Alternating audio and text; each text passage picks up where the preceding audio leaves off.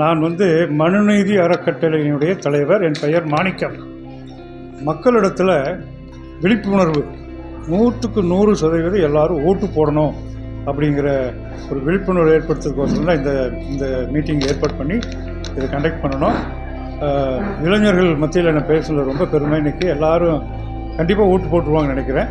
அப்படி ஓட்டு போடும்போது என்ன ஆகும் அப்படின்னு நினைக்கிறேன்னா, நல்ல ஒரு கேண்டிடேட்டை செலக்ட் பண்ணி மத்தியில் ஆட்சிக்கு அனுப்பிச்சோம்னா ஆட்சி சிறப்பாக இருக்கும் அப்படிங்கிற ஒரு நம்பிக்கையில் அதை பண்ணிகிட்ருக்குறோம்.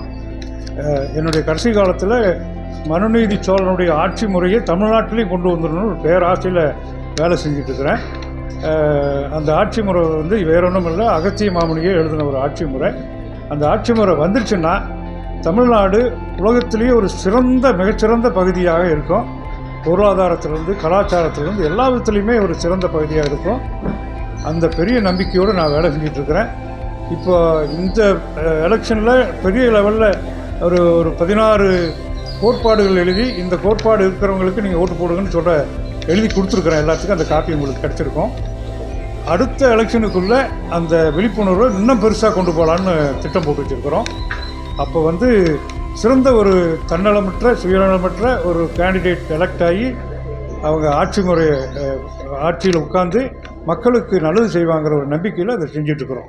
நன்றி.